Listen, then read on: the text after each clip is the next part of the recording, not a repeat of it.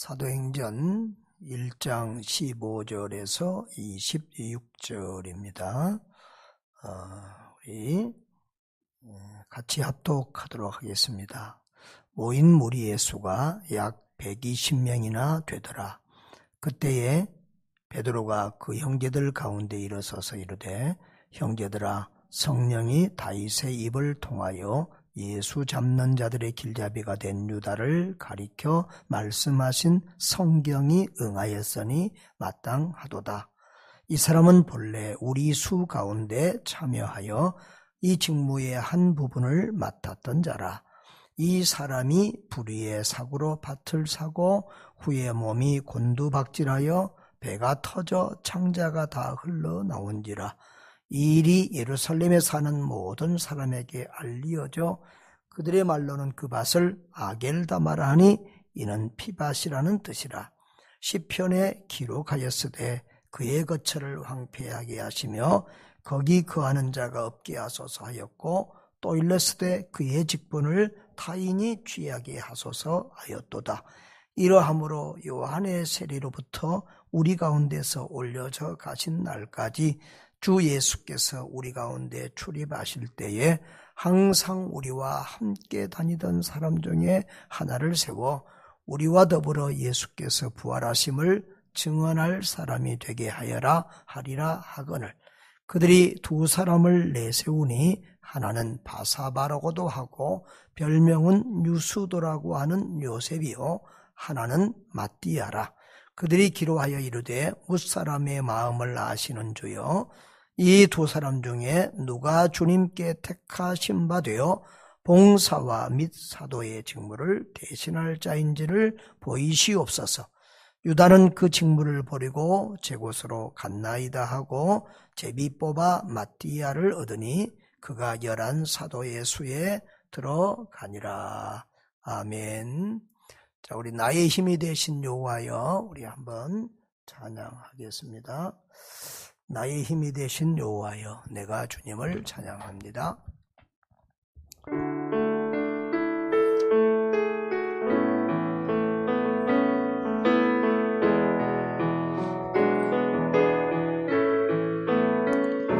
나의 힘이 되신 여호와여, 내가 주님을 사랑합니다. 주는 나의 반석이시며 나의 요새시라. 주는 나를 건지시는 나의 주, 나의 하나님,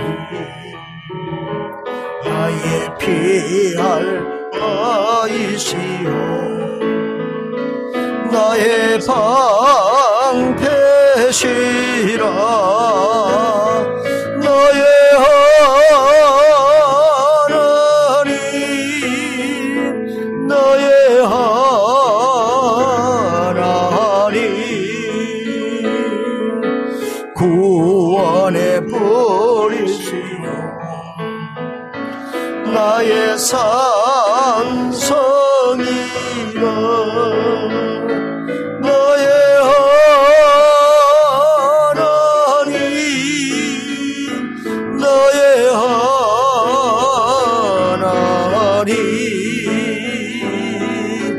그는 나의 여호와,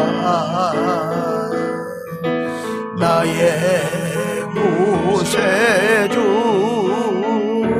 나의 생명이신 여호와여, 내가 주님을 찬양합니다. 주는 나의 사랑이시며 나의 의지시라. 주는 나를 이끄시어 주의 길 인도하시며 나의 생의 목자 되시니 내가 따르리.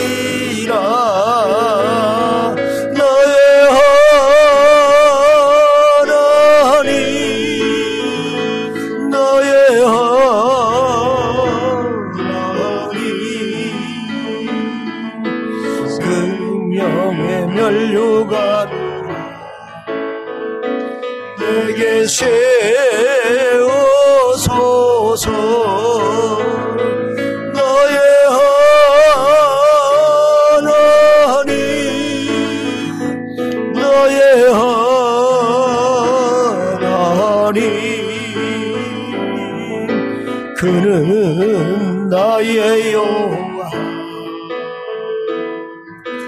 나의 구세주 나의 하나님 나의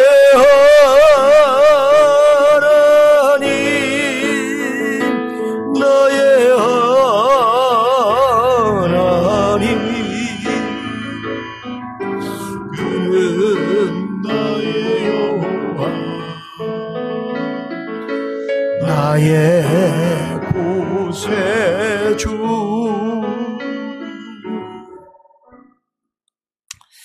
먼저 우리 한번 합심 기도하고 말씀 듣겠습니다.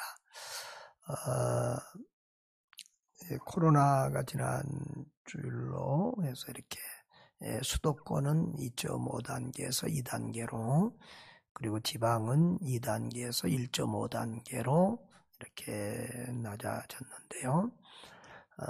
2단계는 좌석의 20% 정도가 예배할 수 있는 단계고요. 1.5단계는 30% 정도가 예배를 드리는 그 거리 유지 그렇게 법이 되어 있습니다. 그런데 다른 또 여러 가지 이제 식당이나 그런 풀린 부분들이 많고 시간이 조정이 돼서 좀 완화된 부분들이 여러 모양으로 있습니다. 그런데 명절이 좀 조심스러웠는데 명절 이후로 코로나가 다시 이렇게 500~600명씩 오르내리면서 상당히 이렇게 좀 어려운 또 상황을 맞이하고 있습니다. 다음 주 또 주일날 밤에 다시 거리 조정이 되는데요. 다시 올라가는 일이 없도록 최소한 20% 이상은 예배할 수 있는 한 30% 정도만 예배해도 참 우리는 좋겠습니다만은 하여튼 그렇게 20% 다시 코로나가 다시 또 이렇게 거리두기가 올라가는 일이 없도록 그리고 또 예배를 자유롭게 드릴 수 있는 날이 속히 오게 해달라고. 사실은 방역본부에서 지난번에 그렇게 발표했죠. 예배를 통해서 감염된 사례는 거의 없다.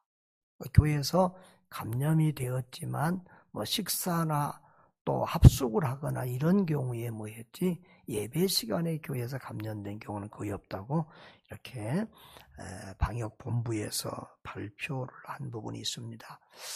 그리고 이제 이렇게 통계를 쭉 이렇게 비율로 보면 교회가 일반 기업이나 일반 단체보다 오히려 이렇게 전파율이 낮다고 그럽니다. 그런데 이제 하도 언론에서는 교회에 떠들고 뭐 또 교회에 떠들어가지고 실제로 교회에서 발병된 퍼센트는 6.7%인가 그런데요. 국민들한테 물어봤더니 국민들은 한 40몇 %가 교회에서 발병됐다고 이렇게 의식을 할 수 있을 정도로 지금 이렇게 국민적인 여론이나 또 분위기는 아주 교회에 대해서 부정적인 상황이 되었습니다. 이런 코로나 상황 또 그럼에도 불구하고 우리는 참 예배와 모든 믿음을 지키는데 이렇게 최선을 다하게 하시고 또 이런 사회적인 분위기나 여론의 분위기도 더 나아질 수 있도록 또 이번 코로나 상황에서 교회들에서 집단으로 발병이 되지 않도록 우리 한번 다 같이 통성으로 기도하겠습니다.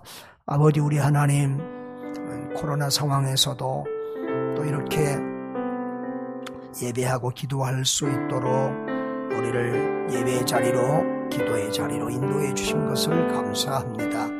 하나님, 어렵게 예배 드리는데 또다시 이렇게 코로나가 크게 확산되어서 또 이 길을 겪고 있습니다. 하나님, 더 이상 단계가 올라가지 않도록 도와주시고 예배 드릴 수 있는 공간도 좀 더 확보가 되어서 최소한 30% 이상은 예배 드릴 수 있는 그런 상황이 연출되도록 도와주시고 이 코로나가 아버지 하나님 약과 치료약을 통해서 속히 잠잠해지도록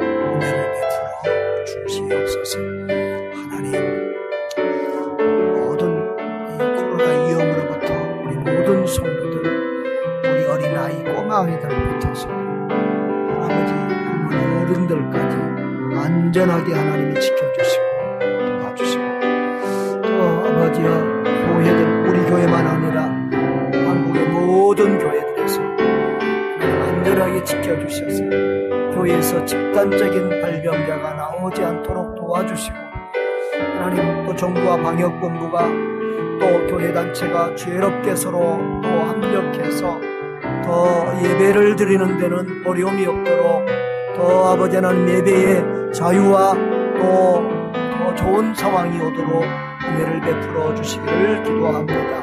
코로나 상황이 더 이상 격상되지 않도록 주님이 속히 잔잔해지게 하여 주시옵시고, 하나님, 교회들이 정상적인 아버지 하나님의 사명을 감당할 수 있도록 은혜를 베풀어 주시옵소서.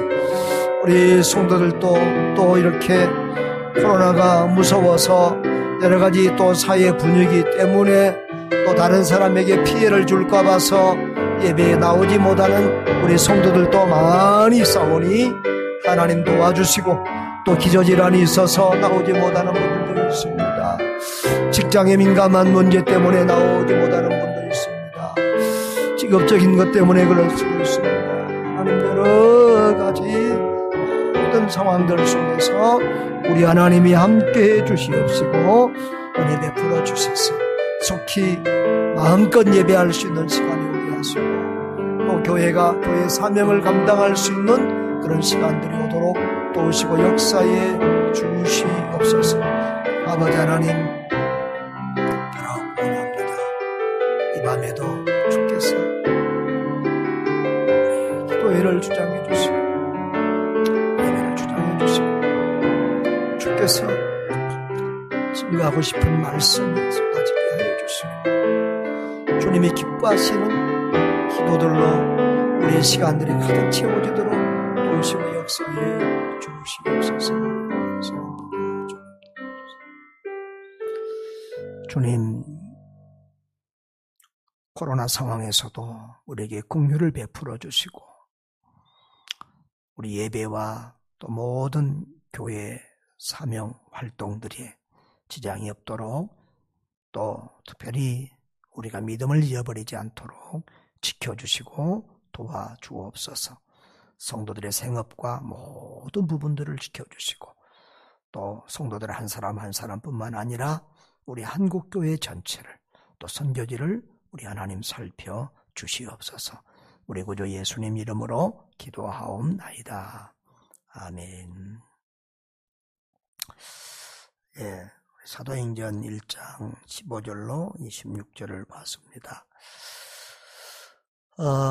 예수님이 부활도 하시고 40일 동안 지상에 계시면서 10여 차례 제자들 앞에 나타났다가 이제 하늘로 승천하셨습니다. 승천하시면서 예루살렘을 떠나지 말고 기도하라. 성령이 임하실 때까지, 하나님께서 성령을 부어주실 때까지 기도하라고 말씀하셨습니다. 그래서 그들은 마음을 같이하여 오로지 기도에 힘쓰게 되었고, 이때부터 예수님의 육적인 가족들, 그리고 마리아와 동생들, 그동안 예수님을 불신했던 동생들까지도 함께 이 기도의 자리에 참여하게 되고, 그 무리가 한 120명 정도의 무리가 이렇게 모여서 마가의 다락방에서 기도하기를 힘쓰게 됩니다. 그때 베드로가 기도하는 중에 형제들 가운데에서 일어나서 한 가지 일을 하게 되는데요. 16절에 보면 성령이 다윗의 입을 통하여 예수 잡는 자들의 길잡이가 된 유다를 가리켜 미리 말씀하신 성경이 응하였도다. 그러면서 이 구약 성경 시편을 들여서 누군가 예수님의 발꿈치를 들 자가 있다고 하는 구약 성경의 말씀을 인용하면서 누군가가 이 메시아를 팔고 배반할 사람이 있었는데 그 예언된 성경이 응하여서 바로 우리 형제 중에 제자들 중에 우리 같은 공동체 요원 중에 이 유다라는 가룟 유다라는 사람이 그 일을 행하여서 이제 이 제자들 중에서 빠지게 됐다는 것입니다. 17절에 이 사람은 본래 우리 수 가운데 참여하여 이 직무의 한 부분을 맡았던 사람이라 그랬습니다. 참 어찌 보면 가룟 유다는 제자들 중에서는 세상적인 스펙이 제일 좋았던 제자입니다. 요즘 말로 하면 다른 제자들은 아주 깡촌 사람들입니다. 이 갈릴리 아주 하면 아주 멸시를 받는 그런 지역이죠. 갈릴리에서 무슨 선지자가 나오겠느냐. 당연히 이렇게 지역적으로 멀리 있고 좀 시골 골짜기라서 그런 것만 아니라 구약의 역사와 전통을 보더라도 그래도 이스라엘 유다 하면 전통이 남쪽 유다잖아요. 이스라엘이 이렇게 북쪽 그리고 중간 사마리아 지역 또 남쪽 이렇게 갈릴리 사마리아 남쪽 유다가 있을 때 이 사마리아와 갈릴리는 그 분열왕국 시대의 북이스라엘이었거든요. 그리고 남유다는 다윗의 후손으로부터 해서 계속 정통을 유지해 왔어요. 그러니까 이 유다 사람들은 이 갈릴리나 사마리아를 생각하는 것을 아주 거의 이방인 취급을 할 정도로 이렇게 생각했다고요. 특별히 이 사마리아 지역에 대해서는 더 그리했는데 그래서 유다인들은 사마리아를 이렇게 삥 돌아서 가기도 했잖아요. 그런데 이 갈릴리도 사실은 사마리아와 거의 버금갑니다. 사마리아는 왜 그러냐 그러면은 아수르가 북왕국을 멸망시키면서 사마리아와 갈릴리 이런 지역에서 사람들을 많이 포로를 잡아갔습니다. 그리고 이제 그 아수르가 지배한 다른 침입한 다른 소수민족들을 이방민족들을 이 사마리아 지역에다 가져다 놓은 거예요. 근데 시간이 지나가니까 그 몇백 년 시간이 지나가니까 이제 그러니까 아수르가 망하고 예수님 오시기까지는 700여 년이 북왕국이 망하고 예수님 오시기까지는 700여 년이 지났는데 그 700여 년 사이에 시간이 지나가면서 이 서로 혈통도 섞이게 되고 종교도 혼합이 되는 이런 일들이 있었다고요. 그래서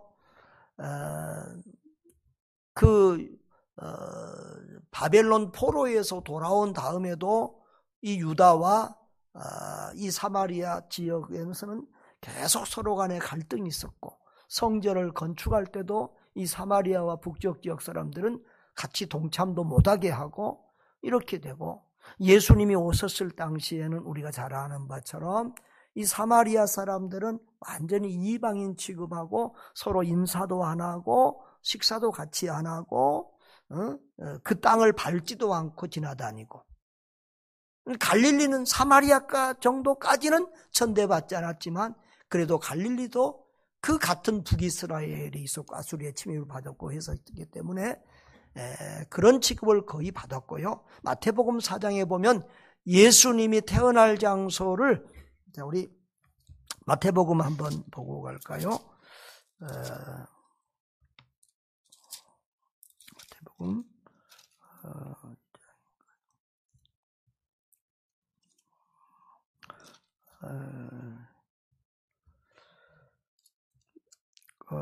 자 마태복음 4장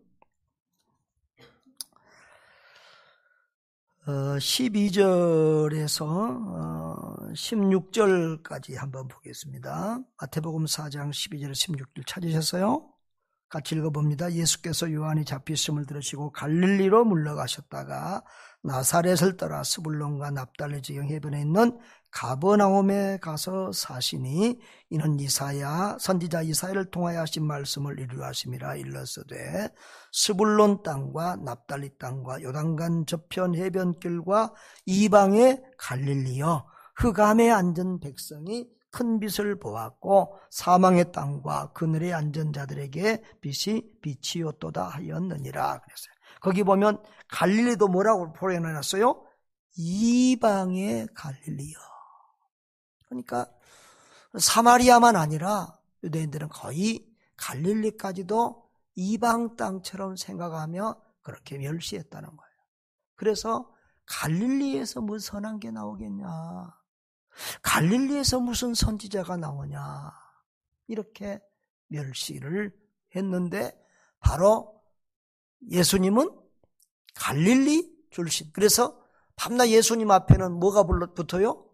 나사렛 예수라고 하는 나사렛이 따라붙는데, 나사렛은 또 그 갈릴리 지역에서도 아주 저 꼴짝이 작은 마을이에요. 근데 사실은 예수님이 태어나긴 어디서 태어났죠? 유다 베들레헴에서 태어났어요. 유다 베들레헴에서 태어났기 때문에 그것도 이제 성경에 예언된 대로 유다 베들레헴에서 태어났고요. 또 예수님은 유다 족속이고 다윗의 족속이에요. 그러니까 저도 뭐 김해 김씨 김수로 후손이잖아요.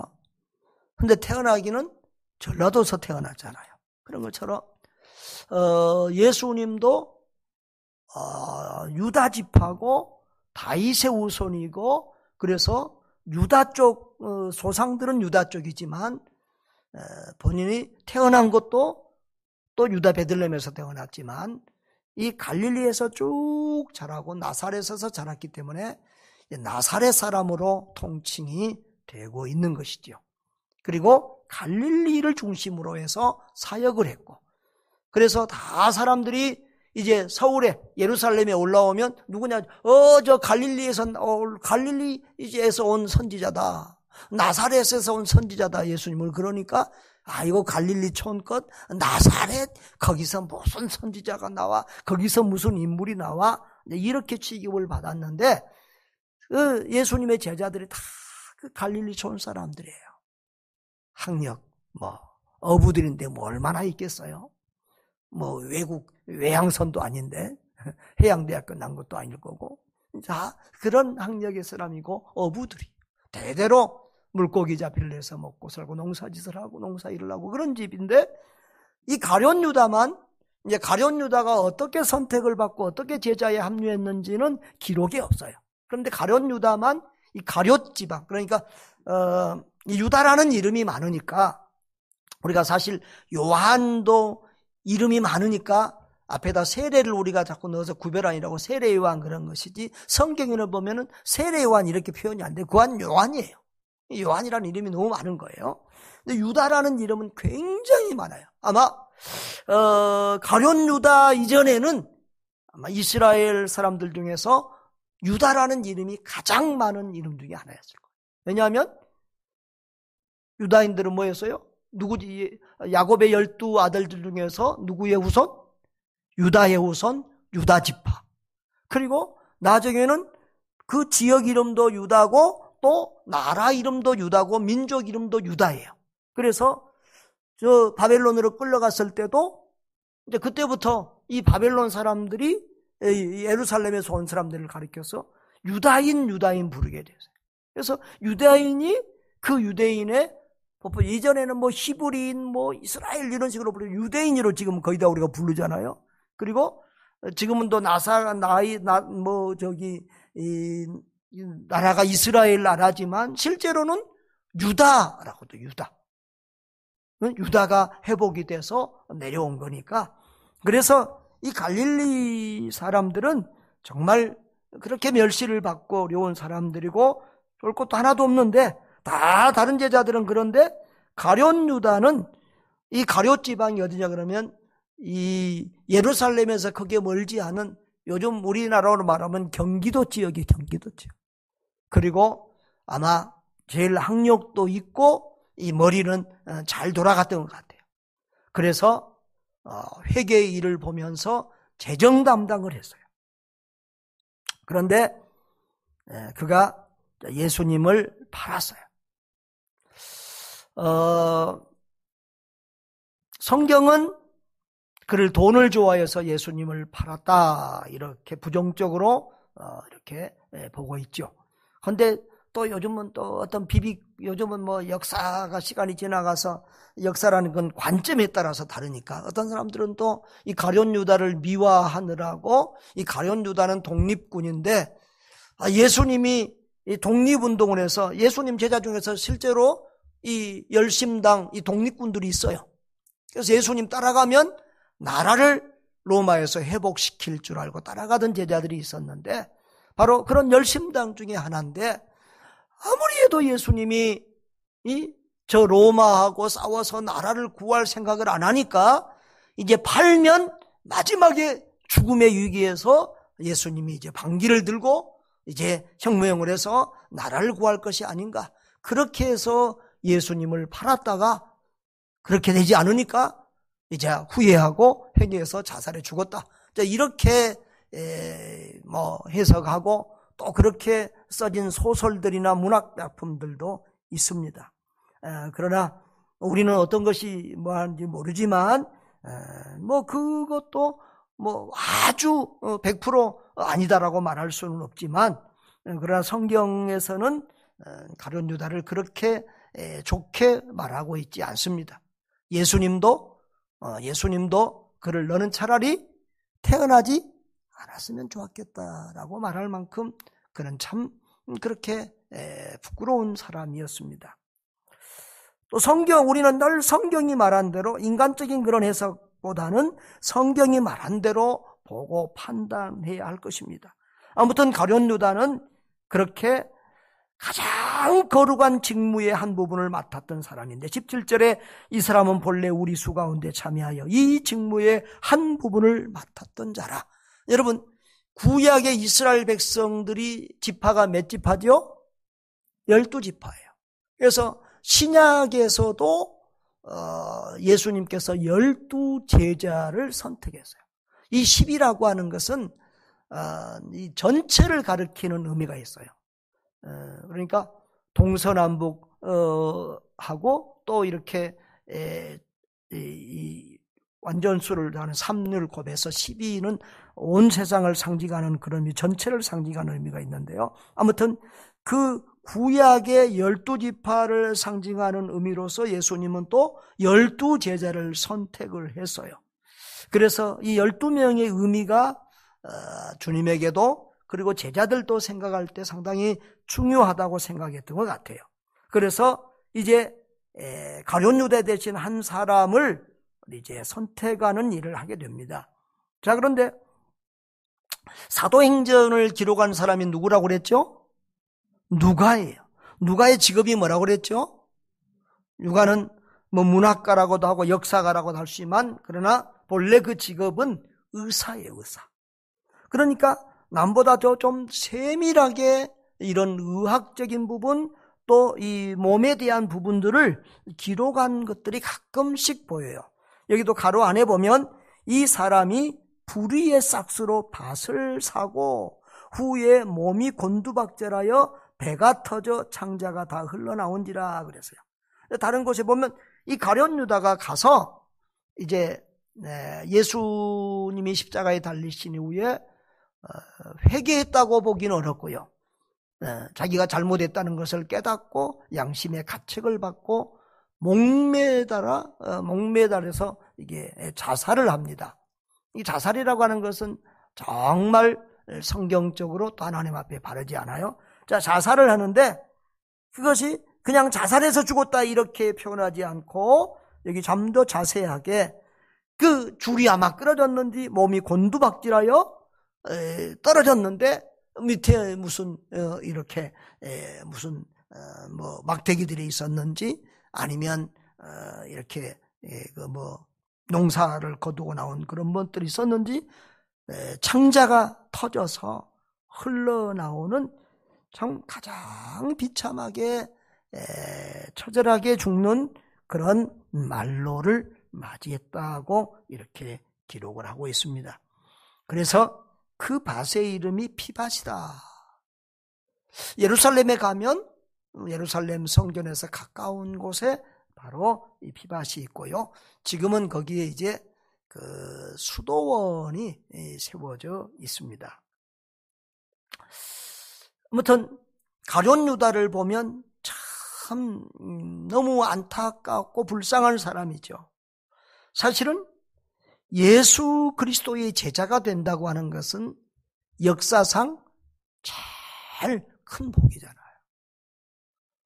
우리는 사람이기 때문에 예수님으로 태어날 수는 없고, 그런데 예수님이 인류 역사상에 한 번 오셔서 이 공생의 사역을 하시는데 그 12명에 뽑혔다라고 하는 것은 참 인류 역사상 최고의 복이라고 할 수 있는 복이죠. 거기서 인정을 받아서 재정까지 감당하고, 그리고 처음에 이 가룟 유다가 예수님을 팔려고 하는 사람이라는 것을 성경을 보면, 요한복음 이런 데를 보면 제자들이 처음에 가룟 유다를 의심하지 않았던 것 같아요. 예수님은 자꾸 가룟 유다를 회개시키려고 이렇게 몇 번이나 지금 너희 중에 발꿈치를 들 자가 있다, 나처럼 배반자가 있다, 배반할 사람이 있다, 나를 팔 자가 있다, 몇 번을 암시를 줘도 다른 사람들이 가룟 유다를 의심하지 않는 것을 보면, 가룟 유다는 그 속에서 막 하여튼 거짓말을 잘했든지 사기를 잘 쳤든지 하여튼 남을 잘 속이는 사람 같아요. 또 요한복음 12장에 보면 이 가룟 유다는 돈을 좋아해서 이 마리아가 예수님의 발에 향유를 부을 때, 와, 저 돈, 저 고가의 향유를 저렇게 부어서 없앨 수 있는, 그래서 가장 예수님에게 향유를 부은 것을 가장 아까워했던 사람이죠.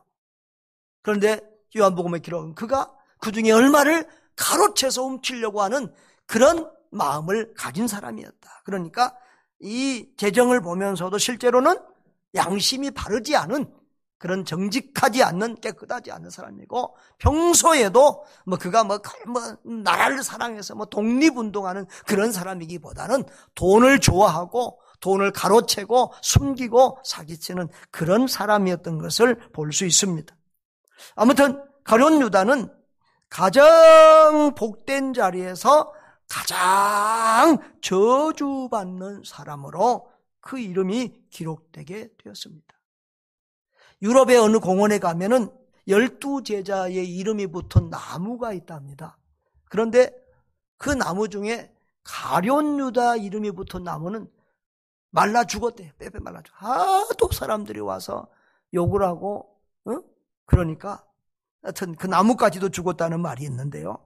아무튼 가룟 유다는 그렇게 가장 영광스럽고 복된 이름에서 가장 비참하고 저주받는 그런 사람이 되었습니다.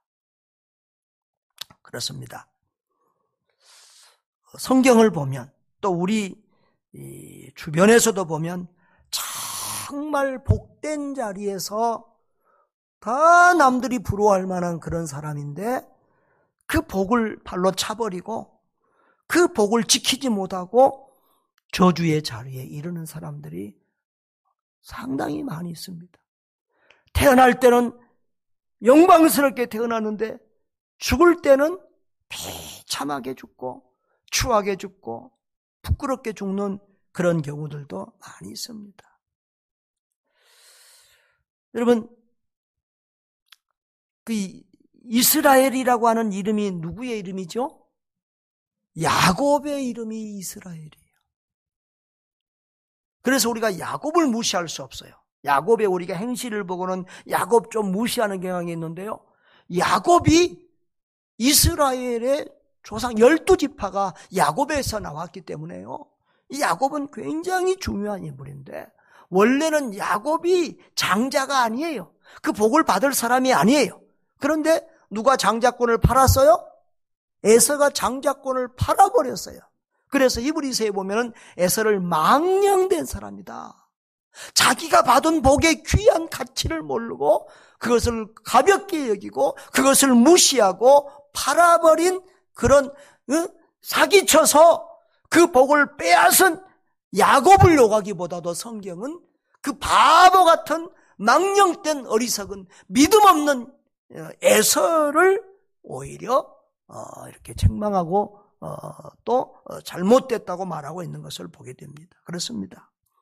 여러분, 저와 여러분이 정말 복 중에 최고의 복은 하나님의 자녀가 되는 복이고 예수 그리스도의 제자가 되는 복이고 하늘의 상을 받는 복인 줄 믿습니다. 우리가 절대 이런 복을 세상의 헛된 그 팥죽 한 그릇에 바꿔버리는 이런 어리석은 바보가 되지 않기를 바라요. 여러분, 장자권이 뭐예요? 이 장자권은 바로 하늘 유산이에요. 하늘의 상급이에요. 구원이고 영생이고 하늘 상급이에요. 그 복을 팥죽 한 그릇, 다시 말하면 이것은 잠깐 먹으면 한두 시간 배불렀다 그냥 사라져버리는, 잠깐 있다 사라지는 그런 축복이라고요. 다시 말하면 그것은 세상적인 복이에요. 지금도 우리가 받을 영원한 복, 하늘의 복을 일시적인 세상의 복, 잠깐 먹고 살고 누리는 이 세상의 영광과 복과 바꿔버리는 그런 어리석은 사람들이 있다는 거예요. 하나님이신 예수 그리스도를 돈 몇 푼에 팔아버리는, 메시아 그리스도를 돈 몇 푼에 팔아버리는, 돈과 스승을 바꿔버리는 가룟 유다. 팥죽 한 그릇에 그 장자권을, 그 영적인 축복을 헌신짝처럼 버리고 바꿔버린 에론 에서와 같은 이런 불행한 사람들이 우리 가운데 있지 않기를 바랍니다.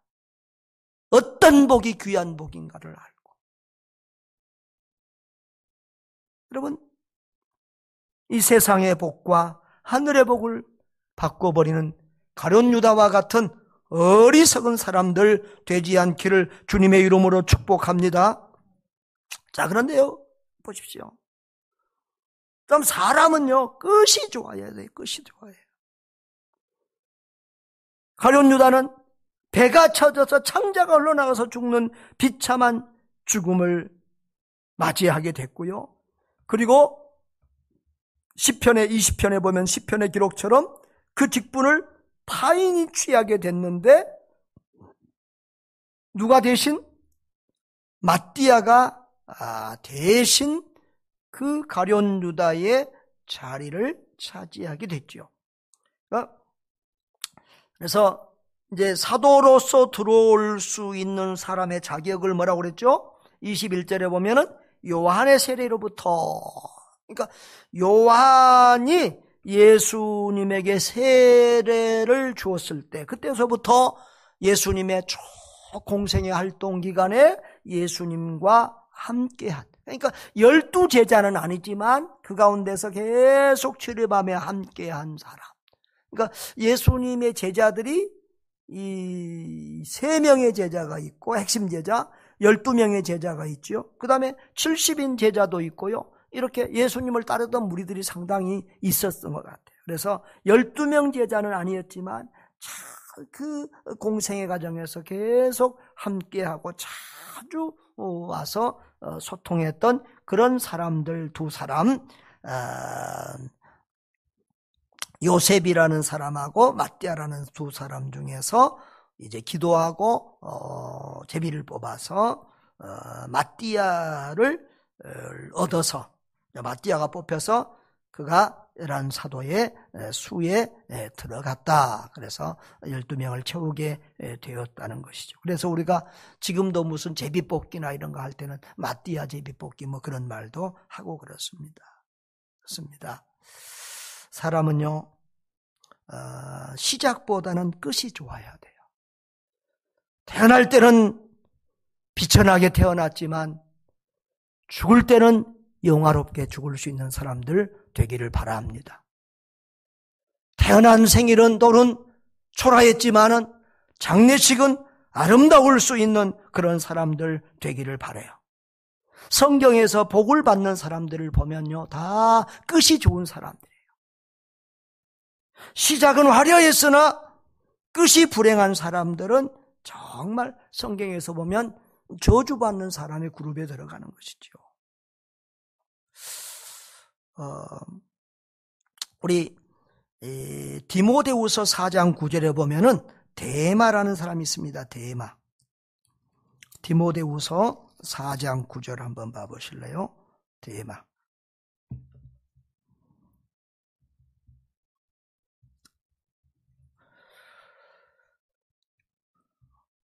한번 자 9절, 10절, 11절 한번 읽어보겠습니다. 시작.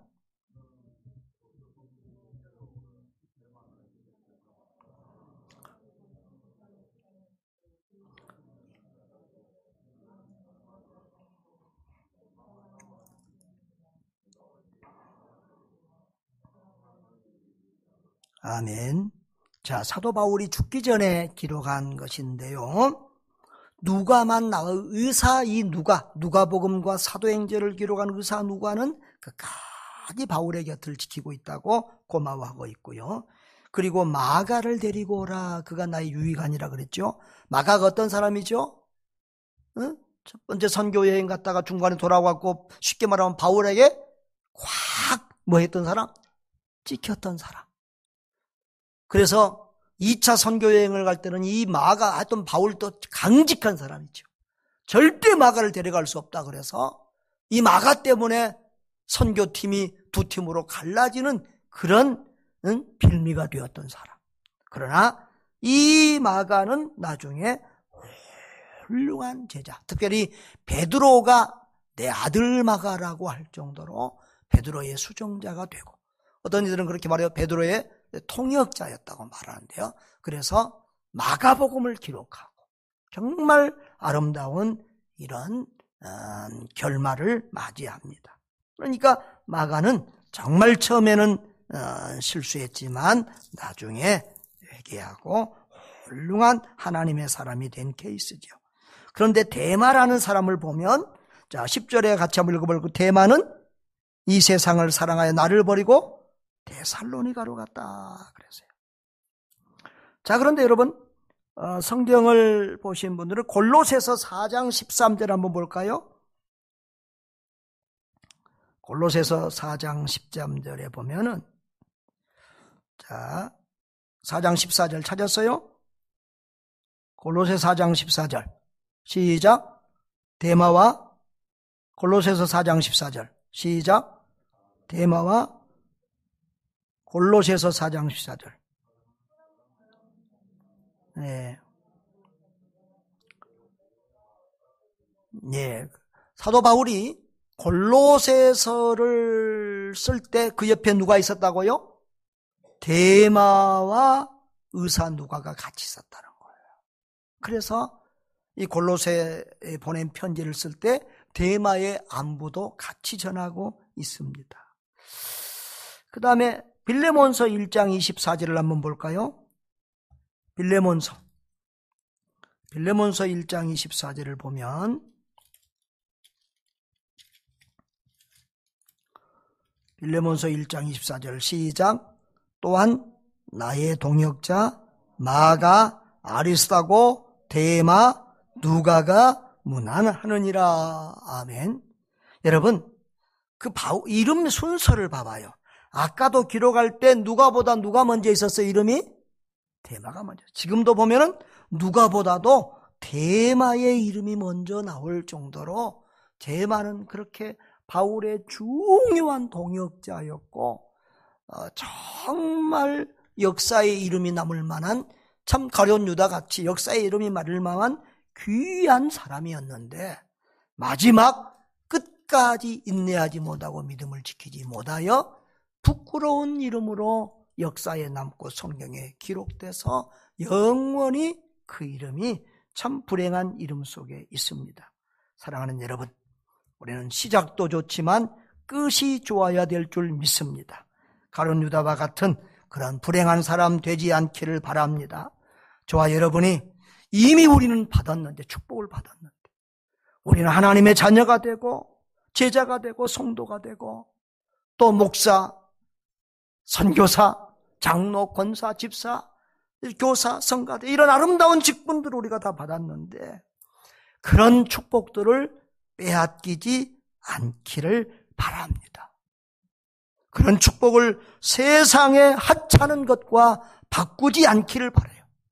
돈 몇 푼하고 예수님을 바꿔버리지 말고 팥죽 한 그릇과 장자권을 바꿔버리지 말고 정말 이 영적인 복과 세상적인 일시적인 복을 바꿔버리지 말고 영원한 복, 하늘의 복, 그 예수님을 믿고 따르고 쫓아가는 저와 여러분 되시기를 주의 이름으로 축복합니다. 존귀하신 주님,